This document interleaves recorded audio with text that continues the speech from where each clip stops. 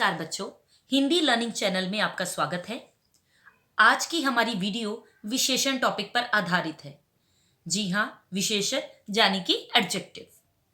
इस वीडियो में हम विशेषण की परिभाषा की बात करेंगे, विशेषण के भेदों के बारे में जानेंगे, विशेषण के भेदों की सरल तरीके से पहचान कैसे करनी है वो भी हम इस वीडियो में सीखेंगे। इसके अलावा प्रविशेषण क्या होता है और विशेष्य को कैसे पहचानना है वो हम आपको बहुत ही सरल तरीके से समझा देंगे।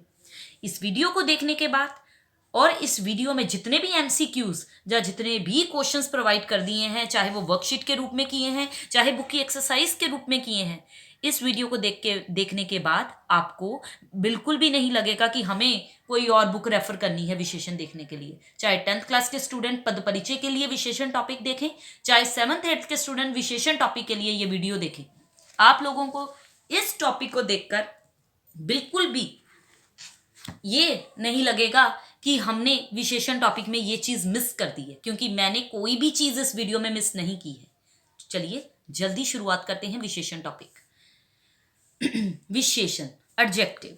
जी हाँ, विशेषण किसे कहते हैं तो हमें पता ही है, बच्चे शुरू से सीखते आ रहे हैं कि जिस शब्द से संज्ञा सर्वनाम की विशेषता यानी कि उनके गुणों का, दोष का, रंग का, आकार का, संख्या का, जहां परिणाम का बोध हो जाता है उसे विशेषण कहते हैं। इसी तरह विशेषण शब्द के द्वारा जिस संज्ञा या सर्वनाम शब्द की विशेषता प्रकट होती है उसे हम विशेष्य के नाम से संबोधित करते हैं। चलिए पहले हम विशेषण की ही बात कर लेते हैं कि विशेषण क्या होता है, एडजेक्टिव होता क्या है। आप लोगों को पता ही है एडजेक्टिव क्या है। Adjective always indicate the number, quality, size, shape and feelings of a noun और ए प्रोनाउन, यानी कि adjective used to describe the noun and pronoun. जैसा कि मैंने लिख के दिया है आपको, जो शब्द संज्ञा सर्वनाम की विशेषता प्रकट करते हैं उन्हें विशेषण कहते हैं। तो इंग्लिश में इसलिए बोला जाता है क्योंकि कुछ बच्चे ऐसे होते हैं जो इंग्लिश में जल्दी कैच कर लेते हैं और उसकी हिंदी अच्छे से समझ लेते हैं, और हिंदी वाले बच्चों को तो चलो ये हिंदी समझ में आ ही जाती है, लेकिन इंग्लिश वाले वर्ड्स यूज करके हम हिंदी इसलिए समझाने की कोशिश करते हैं ताकि वो जल्दी कैचअप कर ले। उदाहरण देखिए, थोड़ा सा जल लाओ। अब कितना जल लाओ ये नहीं पता, विशेषता ये है कि थोड़ा सा लाओ। ठीक है, इस वाक्य में थोड़ा सा जो है वो जल की विशेषता बता रहा है। ऐसे शब्द को हम क्या कहेंगे, एडजेक्टिव यानी कि विशेषण। आगे बढ़ें। विशेष्य क्या है, बिल्कुल सही बात है, विशेष्य है क्या और विशेष्य को हम कैसे पहचाने, कोई प्रॉब्लम नहीं है। विशेष्य जो होता है वो विशेषण शब्द के द्वारा जिस भी संज्ञा शब्द की या फिर सर्वनाम शब्द की विशेषता प्रकट हो जाए उसे विशेष्य कहते हैं। जैसे यह लाल फूल है, इस वाक्य में जो लाल रंग है वो तो हमें दिखाई दे रहा है, एडजेक्टिव है। रेड कलर इज एडजेक्टिव, यानी कि लाल रंग जो है वो विशेषण है। तो लाल के द्वारा विशेषता किसकी बताई जा रही है, फूल की। तो फूल क्या हो गया, विशेष्य हो गया। विशेषण जो है वो विशेष्य से पहले भी आता है और बाद में भी आता है। ऐसा कोई रिस्ट्रिक्शन नहीं है कि वो हमेशा पहले ही आएगा, वो बाद में भी आ सकता है। यह सुंदर फूल है, तो सुंदर तो हमें पता ही है एडजेक्टिव है, विशेषण है, लेकिन फूल क्या हो गया, विशेष्य। अब दूसरा एग्जाम्पल देखिए, मैंने इसके साथ का एग्जाम्पल ले लिया है, फूल सुंदर है। तो फूल, अब ये एग्जाम्पल जो है आप देखेंगे, सुंदर जो है यानी कि ये विशेषण जो है वो बाद में आया है, विशेष्य पहले आ गया फूल। तो ये चीज मैटर नहीं करती, देखना ये है विशेषता किसकी बताई जा रही है। फूल की बताई जा रही है, चाहे वो पहले आ जाए चाहे बाद में आ जाए, लेकिन ध्यान ये रखना है विशेषण पहचानो पहले, एडजेक्टिव पहचानो कौन सा है, और एडजेक्टिव जो है वो किसकी विशेषता बता रहा है, वही हमारा आंसर है, विशेष्य। आगे बढ़ें। विशेषण संज्ञा के ठीक पहले आता है। जैसे अच्छे लड़के शैतानी नहीं करते, इस वाक्य में अच्छे तो हमें पता ही है एडजेक्टिव है, लेकिन जो लड़के हैं वो संज्ञा के पहले आया है। तो फिर क्या हो गया, लड़के, अच्छे लड़के शैतानी नहीं करते, अच्छे हो गया विशेषण, लड़के क्या हो गया, विशेष्य। ठीक है। वाक्य रचना के अनुसार विशेषण संज्ञा के बाद में भी लगाया जा सकता है। जैसे इस शहर के मकान सफेद हैं, तो इस वाक्य में सफेद हमें पता ही है, विशेषता बता रहा है, इसलिए विशेषण है, जो संज्ञा मकान के बाद आया है। नेक्स्ट, प्रविशेषण। यस, जो शब्द विशेषण शब्दों की विशेषता बताते हैं, यानी कि जो भी एडजेक्टिव दिया है, सुंदर वर्ड दिया है, तो सुंदर की भी जो विशेषता बता रहा है उसे प्रविशेषण कहते हैं। कैसे, एग्जाम्पल है, राम बहुत अच्छा लड़का है। यहाँ पे अच्छा तो हमें पता है, he is a good boy, Ram is a good boy. Good तो हमें पता है विशेषण है, लेकिन गुड के साथ क्या लगा है, वेरी गुड बॉय। तो वेरी जो हो गया, जो बहुत हो गया, वो क्या हो गया, बहुत शब्द, वो उसकी भी विशेषता बता रहा है, जिसे हम प्रविशेषण कहते हैं। ओके, नेक्स्ट एग्जाम्पल है, महाराणा प्रताप बड़े साहसी थे। अब महाराणा प्रताप तो नाउन है, हमें पता है। साहसी क्या हो गया, विशेषण, एडजेक्टिव। लेकिन बड़े क्या है, बड़े है प्रविशेषण।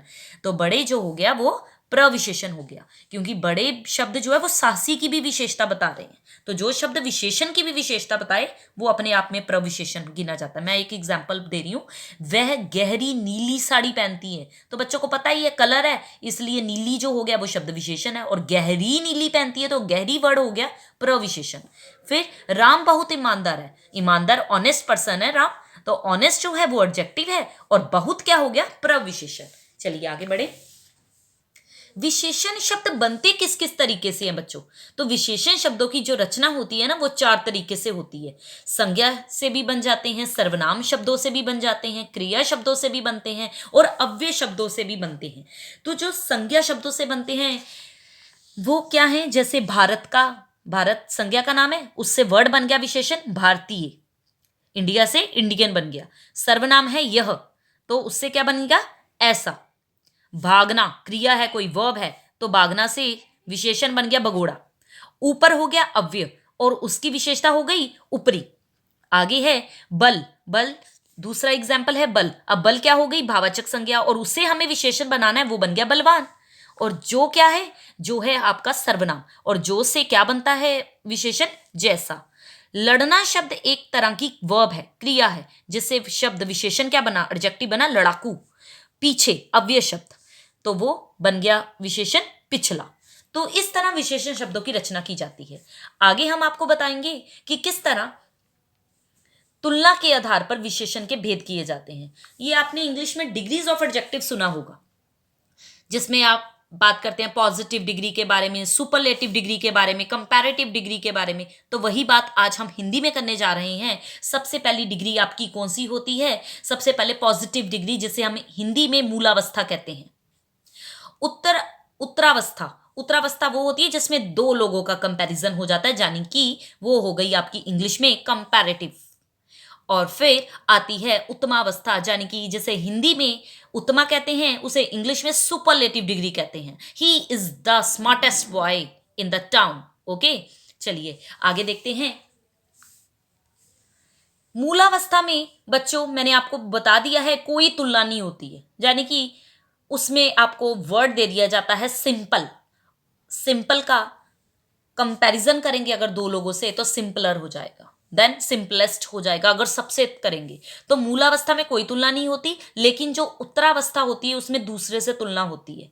और जब उत्तमावस्था आ जाती है, उत्तम, तो वो सबसे कंपैरिजन होता है, सभी से तुलना की जाती है। एग्जाम्पल मैंने सामने ही दे रखा है, अर्पण होशियार है। इसमें अर्पण सिर्फ एक सिंपल लाइन है, अर्पण होशियार है, तो वो क्या हो गई आपकी सिंपल डिग्री, यानी कि इसे हम पॉजिटिव डिग्री कहते हैं, जिसे हम हिंदी में मूलावस्था कहते हैं। अर्पण मुदित से होशियार है, यानी कि 2 लोगों का कंपैरिजन, अर्पण का कंपैरिजन मुदित से हो रहा है अब, तो ये क्या होगी, कंपैरेटिव डिग्री। तीसरा, अर्पण पूरी कक्षा में होशियार है, यानी कि पूरी क्लास का ही, पूरी क्लास में अर्पण की तारीफ हो रही है, यानी कि सुपरलेटिव डिग्री, जिसे हम हिंदी में क्या कहते हैं, सभी से तुलना करने के बाद उत्तमावस्था। विशेषण के भेद बहुत ही इजी हैं। विशेषण के 4 भेद होते हैं। सबसे पहला है गुणवाचक विशेषण, जिसे आप इंग्लिश में क्वालिटेटिव एडजेक्टिव कहते हैं। जो विशेषण शब्द संज्ञा या सर्वनाम के गुणों का बोध कराएं या उनके दोषों का बोध कराएं, बस वही गुणवाचक विशेषण होते हैं, उनकी क्वालिटी बताएं। जैसे मैं बोलूं मेरे बाल काले व लंबे हैं, तो काले और लंबे ये दोनों संज्ञा सर्वनाम के क्या बता रहे हैं, गुण और दोष। ठीक है, तो काले भी हैं लंबे भी हैं, तो यहाँ पर विशेषता बताई जा रही है कि काले हैं और लंबे हैं, तो काले लंबे गुणवाचक विशेषण में आ गया। गुणवाचक विशेषण के बहुत सारे उदाहरण होते हैं, क्योंकि उसमें गुणों की भी बात की जाती है, उसमें रंग की बात की जाती है, उसमें आकार की बात की जाती है, उसमें स्वाद की बात की जाती है, उसमें दोष की बात की जाती है, उसमें स्थान की बात की जाती है, उसमें स्पर्श की बात भी की जाती है कि उसका जो स्पर्श है बड़ा मुलायम है, बड़ा खुरदरा है, तो उसमें इसकी भी बात होती है। वही सारी चीजें क्वालिटी में आती है, यानी कि गुणवाचक विशेषण के अंतर्गत। आगे है संख्यावाचक विशेषण, जिसे आप न्यूमरल एडजेक्टिव भी कहते हैं। जो विशेषण शब्द किसी संज्ञा या सर्वनाम की गिनती का बोध कराएं कि कितनी काउंटिंग है, उसे हम सिंपल संख्यावाचक विशेषण कहते हैं। जैसे मैं बोलूं 3 केले, जब मैं बोलूं दूसरा बालक, जब मैं बोलूं कुछ लोग, तो ये सारे किस में आ जाएगा? संख्यावाचक में। निश्चित संख्यावाचक और अनिश्चित संख्यावाचक, ये इसके 2 पार्ट्स है। पहला है निश्चित संख्यावाचक, जिससे हमें ये हमारा पहला पार्ट है निश्चित संख्यावाचक विशेषण। जिन विशेषण शब्दों से उनकी निश्चित संख्या का पता चले, हमें पता है कि इतनी ही संख्या है, उन्हें कहते हैं निश्चित संख्यावाचक विशेषण। और इसमें भी क्या क्या चीजें देखने लायक होती हैं? गणना बोधक, काउंटिंग हो सकती है 1 2 3 4 5, ठीक है। क्रम बोधक, पूरा सीक्वेंस चल रहा है कि नहीं, पहला दूसरा तीसरा 10वां, ये सब। आवृत्ति बोधक, यानी कि कितनी चीज है, आवृत्ति दुगना है, चौगुना है, तिगुना है। समूह बोधक, यानी कि ग्रुप की बात हो रही है, दोनों लोग, पांचों लोग, ये सब भी किस में आ जाते हैं? निश्चित संख्यावाचक में। उसके बाद प्रत्येक बोधक, यानी कि हर साल, हर दिन, प्रत्येक, एक एक, ये सब निश्चित संख्यावाचक विशेषण के अंतर्गत आता है। तो कोई मुश्किल नहीं है, संख्यावाचक में सिर्फ एक गिनती का पता चलना है। अगर तो गिनती निश्चित है कि 3 केले हैं, तो हमें पता चल गया निश्चित संख्यावाचक। अगर कुछ में बात आ गई तो वो अनिश्चित संख्यावाचक हो जाएगी। लेकिन ध्यान रखिएगा, चीज वही काउंट की जा सकती है, कोई वस्तु हो या कोई व्यक्ति हो। ठीक है, आगे बढ़े। अनिश्चित संख्यावाचक विशेषण, तो जिन विशेषण शब्दों से किसी निश्चित संख्या का पता ही नहीं चलता आपको, सिंपल, उसे कहते हैं हम अनिश्चित संख्यावाचक विशेषण। जैसे कक्षा में कुछ लड़के बैठे हैं, मुझे नहीं पता कितने, अब ऑनलाइन कक्षा चल रही है, ऑनलाइन कक्षा में 46 की स्ट्रेंथ है, 70 की स्ट्रेंथ है, 80 की स्ट्रेंथ है। मैं कहूंगी कक्षा में कुछ लड़के बैठे हैं, मैं पूरा काउंटिंग नहीं बता रही कि कितने पार्टिसिपेंट्स बैठे हैं, मैं सिर्फ बता रही हूँ कक्षा में कुछ लड़के बैठे हैं। तो जो कुछ हो गया ना, वो क्या हो गया? अनिश्चित संख्यावाचक विशेषण। अब बच्चे कहेंगे ये परिमाणवाचक क्यों नहीं है? तो बच्चों, जो भी व्यक्ति होता है उसको नापा नहीं जाता, उसको तोला नहीं जाता, उसकी सिर्फ काउंटिंग की जाती है। लड़कों को सिर्फ काउंट कर सकते हैं हम, इसलिए इस वाक्य में कुछ जो है वो अनिश्चित संख्यावाचक है। सभी लोगों को अंदर बुला लो, अब लोग हैं वो भी गिने जा सकते हैं, तो इस वाक्य में सभी क्या हो गया? अनिश्चित संख्यावाचक विशेषण। ठीक है, नेक्स्ट है परिमाणवाचक विशेषण, जिसे आप इंग्लिश में क्वांटिटेटिव एडजेक्टिव कहते हैं, कि जिन विशेषण शब्दों से संज्ञा सर्वनाम शब्दों के माप का, तोल का पता चले, उन्हें परिमाणवाचक विशेषण कहा जाता है।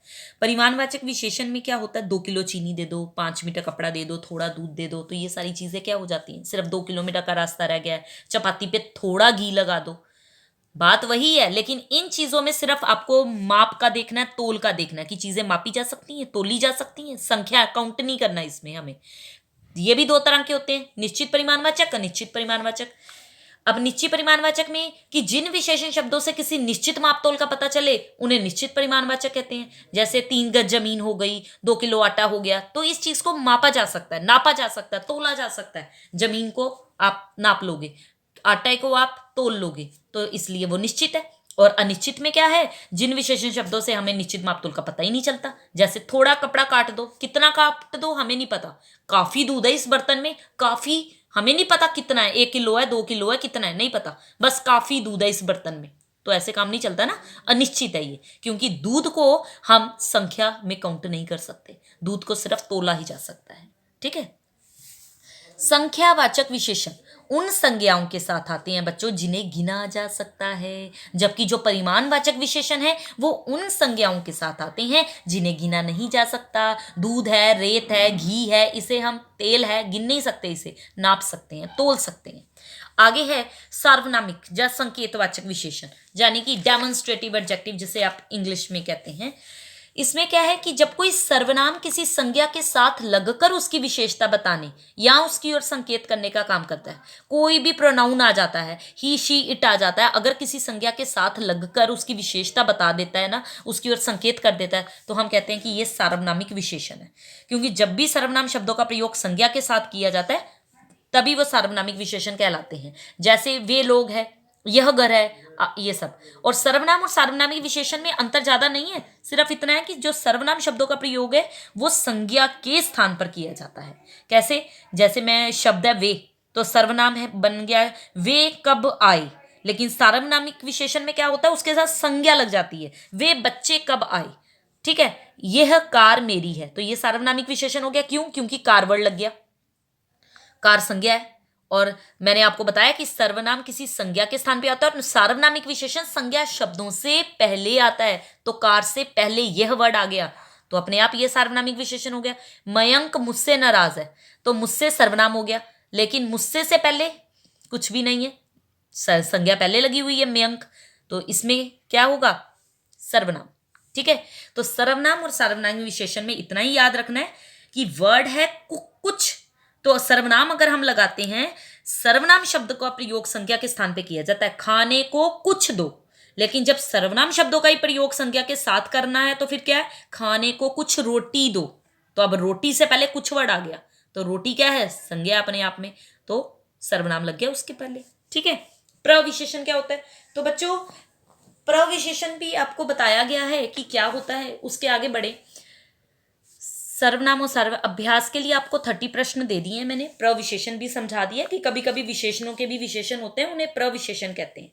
ठीक है, एग्जाम्पल्स भी आपको बता दिए थे, फिर भी एक एग्जाम्पल सुन लीजिए। सीता ने गहरी काली साड़ी पहनी है। अब काली तो बच्चों को नजर आ रहा है कि क्या है? विशेषण, लेकिन गहरी क्या है? प्रविशेषण। बस इसी तरह प्रविशेषण, विशेषण और विशेष्य को पहचानते जाइए। मेरा थैला बहुत भारी है।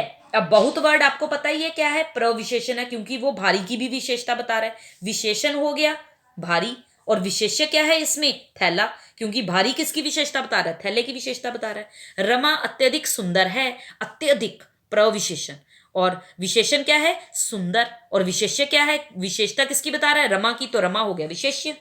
इसी तरह मैंने आपको 30 इंपॉर्टेंट क्वेश्चंस दे दिए हैं इस वीडियो में, जिसे आप देखिए, समझिए। कोई भी दिक्कत हो तो कमेंट बॉक्स में लिख दीजिए। उसके बाद मैंने आपको 30 प्रश्न के बाद वर्कशीट्स भी प्रोवाइड करवाई हैं, और वर्कशीट्स के बाद उनके आंसर्स भी अंडरलाइन करके आपको दे दिए हैं। और उसके बाद मैंने आपको बुक्स के जो एक्सरसाइज है उसकी भी फोटो खींच के दे दी है। ये उन्हीं बच्चों की फोटो है, उन्हीं बच्चों की बुक की फोटो है जिनके लिए बच्चों ये प्राची, जिनके स्कूल्स में ये प्राची बुक लगी हुई है, उन्हीं के लिए ये ग्रामर की जो एक्सरसाइज है वो सॉल्व करके मैंने दे दी है। फिर भी किसी और बच्चे को कुछ भी पूछना हो अपनी बुक का तो कमेंट बॉक्स में बेझिझक मेरे से पूछ ले। ठीक है स्टूडेंट्स, जल्दी मिलते हैं आपको एक नई वीडियो के साथ, क्योंकि आपका संज्ञा भी क्लियर हो गया है, टॉपिक सर्वनाम भी क्लियर हो गया, विशेषण भी हो गया, क्रिया तो मेरी सबसे पहली वीडियो थी ही चैनल पे। डिस्क्रिप्शन बॉक्स में आप मेरा वो देख लीजिएगा लिंक, आपको क्रिया का लिंक मिल जाएगा। बाकी संज्ञा, सर्वनाम, विशेषण, क्रिया सब हो गए हैं। अब रह गया है तो एक अव्यय, जिसके अंदर बहुत सारे टॉपिक्स आएंगे। मैं वो जल्दी क्लियर करके 10th क्लास का पद परिचय डालने वाली हूँ। बस ये सारे टॉपिक्स एक बार आपको क्लियर हो जाएं। ओके स्टूडेंट्स, जल्दी मिलते हैं एक नई वीडियो के साथ। Till then, good bye students.